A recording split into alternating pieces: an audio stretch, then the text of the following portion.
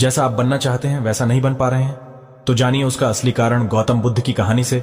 नमस्कार दोस्तों, आप सभी का हमारी चैनल ह्यूमैनिटी डिसिप्लिन पर स्वागत है।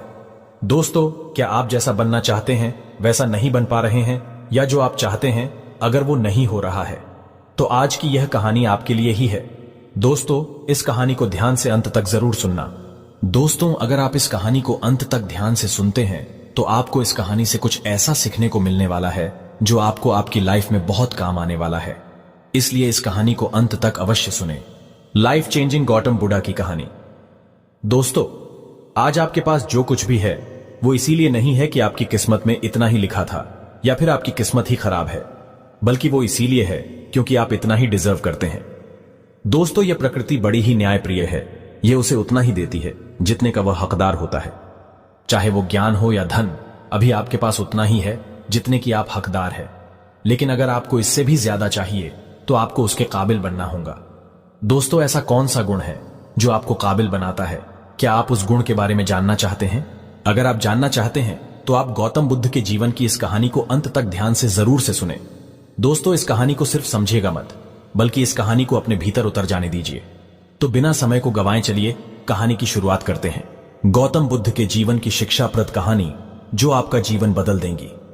दोस्तों, एक बार गौतम बुद्ध को एक सभा में भाषण करना था, और जब सभा का समय हुआ तब बुद्ध वहां आए और बिना कुछ बोले ही वहां से चले गए। तकरीबन 100 से भी ज्यादा लोग बुद्ध का उस सभा में इंतजार कर रहे थे, और बुद्ध के इस तरह के व्यवहार को देखकर सभी लोग बहुत चौंके, लेकिन किसी ने भी बुद्ध से कोई भी प्रश्न नहीं किया। दोस्तों, अगले दिन फिर से सभा का आयोजन हुआ और दूसरे दिन सभा में लोगों की संख्या तकरीबन घट गई। इस बार तकरीबन 80 लोग सभा में बैठे हुए थे। बुद्ध सभा में आए, लेकिन इस बार भी बुद्ध ने वही किया, यानी बुद्ध इस बार भी आए और बिना कुछ बोले ही वहां से चले गए। लोग दोबारा से चौंके, लेकिन किसी ने भी बुद्ध से कोई प्रश्न नहीं किया। अगले दिन सभा का आयोजन फिर से किया, लेकिन इस बार सभा में लोगों की संख्या और घट गई। इस बार सभा में केवल 50 लोग ही आए हुए थे। बुद्ध सभा में फिर से आए और उन्होंने इधर उधर देखा और बिना कुछ बोले ही सभा से चले गए। उसके बाद कुछ लोग क्रोधित भी हुए, क्योंकि लोगों ने अपना काम छोड़ छोड़ कर आए हुए थे, लेकिन किसी ने भी बुद्ध से कोई प्रश्न नहीं किया। अगले दिन फिर से सभा का आयोजन हुआ। दोस्तों, आप लोग जो इस कहानी को सुन रहे हैं, आप में से भी कुछ लोग मन ही मन यह कह रहे होंगे कि अरे कितनी बार सभा का आयोजन होगा, और आप लोगों को भी इस कहानी को सुनते वक्त इरिटेशन होना शुरू हुआ होगा। और जिन जिन लोगों को भी अभी इरिटेशन होनी शुरू हो गई है, उन लोगों को तो यह कहानी बड़े ध्यान से पढ़कर समझना चाहिए, क्योंकि यह कहानी आपके लिए ही है। अगले दिन फिर से सभा का आयोजन हुआ, लेकिन इस बार सभा की संख्या और ज्यादा घट गई थी, यानी इस बार सभा में सिर्फ 30 लोग ही थे।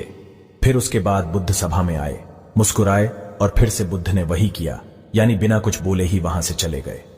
इस बार भी लोग बहुत क्रोधित हुए, और इस बार लोगों ने पीछे से कुछ कहा भी और बड़बड़ाए भी, लेकिन बुद्ध ने उनके किसी भी प्रश्न का उत्तर नहीं दिया।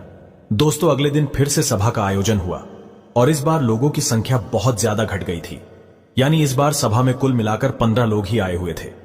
इस बार भी बुद्ध सभा में आए, लेकिन इस बार बुद्ध अपना आसन ग्रहण कर लेते हैं।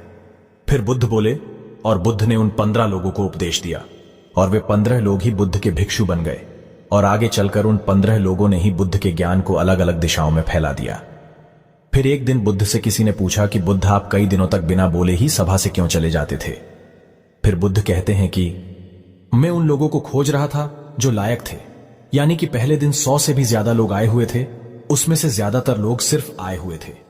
उन्हें मेरे उपदेश से कोई भी मतलब नहीं था, वे बस आ गए थे। और उसमें से ज्यादातर लोग सिर्फ देखने और सुनने आए हुए थे कि सभा में क्या होता है। वे मेरे काम के लोग नहीं थे, क्योंकि वे लोग मेरे ज्ञान को औरों तक नहीं पहुंचा सकते थे। मुझे तो उन लोगों की खोज थी जो मेरे ज्ञान को जन जन तक पहुंचा सके। कई दिनों तक सभा से बिना बोले ही मैं इसीलिए चला गया, क्योंकि मैं यह देखना चाहता था कि वे कौन लोग हैं जिनके भीतर वास्तव में प्यास है। जिन लोगों के भीतर में वास्तव में प्यास थी, वे लोग अंत तक जरूर रुके, और जो लोग बस ऐसे ही आ गए थे, वे लोग पहले या दूसरे दिन ही चले गए। जिनके भीतर धैर्य था, उन्हें मुक्ति का मार्ग भी मिला, और जो लोग जल्दबाजी में थे, वे लोग अब घर में बैठे हुए हैं। सवाल यह नहीं है कि मैं तुम्हें क्या दे सकता हूं, बल्कि सवाल यह है कि तुम क्या ले सकते हो। तुम्हारा पात्र कितना बड़ा है और कितने के तुम हकदार हो। जितने के तुम हकदार हो, उससे ज्यादा तुम्हें नहीं मिलेगा। फिर वह व्यक्ति बुद्ध से पूछता है कि बुद्ध लायक कैसे बने। फिर बुद्ध कहते हैं कि धैर्य के द्वारा जिस व्यक्ति के अंदर धैर्य है, वह अपने जीवन में कुछ भी पा सकता है। सभा में जितने भी लोग आए हुए थे और उसमें से अंत तक वही रुके जिनके अंदर धैर्य था। चाहे तुम्हारे जीवन में तुम्हारा लक्ष्य जो कुछ भी हो, लेकिन तुम बिना धैर्य के सफलता के चरम तक नहीं पहुंच सकते। फिर वह व्यक्ति बुद्ध से पूछता है कि कोई व्यक्ति अपने भीतर के धैर्य को कैसे बढ़ाए। बुद्ध कहते हैं कि निरंतर अभ्यास के द्वारा हम अपने भीतर के धैर्य को बढ़ा सकते हैं।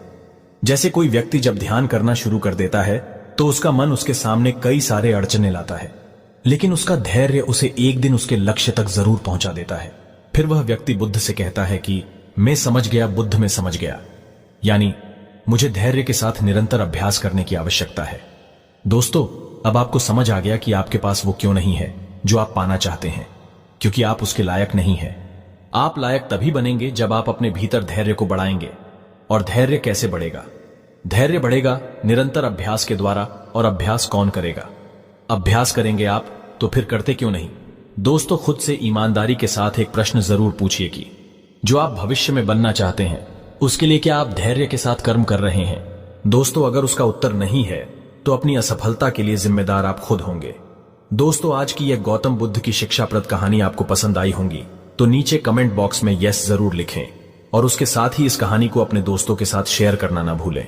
अगर आपको हमारी वीडियोस अच्छी लगती है तो प्लीज हमारी चैनल ह्यूमैनिटी डिसिप्लिन को सब्सक्राइब करें और हमारी वीडियोस पर लाइक, कमेंट करें और हमारी वीडियोस को शेयर जरूर से करें।